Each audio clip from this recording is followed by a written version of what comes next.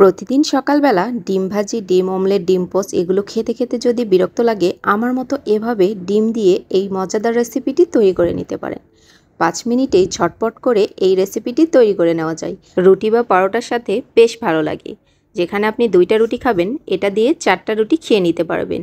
ঝটপট করে দেখে নিন এই রেসিপিটি, আর বাসায় তৈরি করবেন, কেমন হয়েছে জানাবেন। তো প্রথমেই প্যান বসিয়ে নিয়েছি, এর মধ্যে আমি কিছুটা তেল দিয়েছি। এরপর দিয়ে নিচ্ছি হাফ কাপ পরিমাণ পেঁয়াজ কুচি।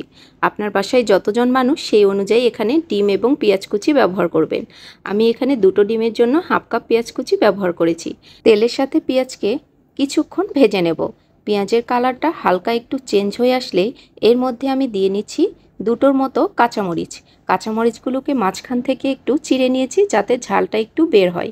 তো আরও কিছুক্ষণ নাড়াচাড়া করে পেঁয়াজের কালারটাকে চেঞ্জ করে নিয়েছি। এখন এর মধ্যে দিয়ে নিচ্ছি ১ কাপ পরিমাণ গাজর কুচি। গাজর কুচির পরিমাণটা আপনার পছন্দ অনুযায়ী ব্যবহার করতে পারেন।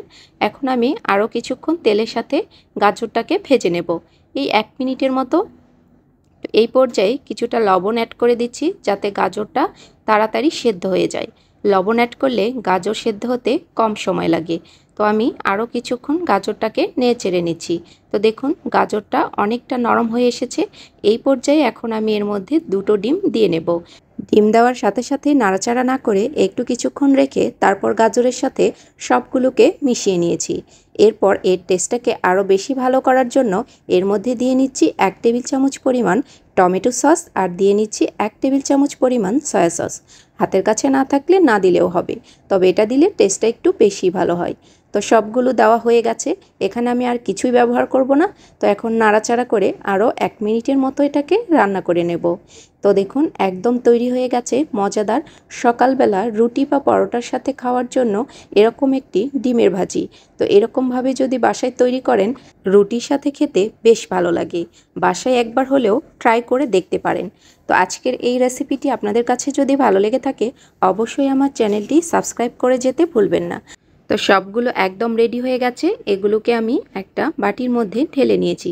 তো দেখুন কালারটাও কিন্তু অনেক বেশি কালারফুল হয়েছে, খেতেও বেশ মজাদার। বাসায় তৈরি করে দেখবেন, সবাই রুটি এবং পরোটার সাথে একদমই চেটেপুটে খাবে। এটা থাকলে আর কিছুই লাগবে না। তো আজকের রেসিপিটি আপনাদের কাছে কেমন লেগেছে? যদি ভালো লেগে থাকে অবশ্যই ভিডিওটি বেশি বেশি করে শেয়ার করার অনুরোধ রইল। আমি সবসময় চেষ্টা করি আপনাদের জন্য খুবই সহজ সহজ রেসিপি শেয়ার করার জন্য। আমার রেসিপিগুলো আপনাদের কাছে কেমন লাগে কমেন্টস বক্সে কমেন্টস করে যেতে ভুলবেন না। তো এই পর্যন্তই, সবাই ভালো থাকবেন। আপনাদের সাথে আবারও দেখা হবে নতুন কোনো সহজ রেসিপিতে। আল্লাহ হাফেজ, আসসালামু আলাইকুম।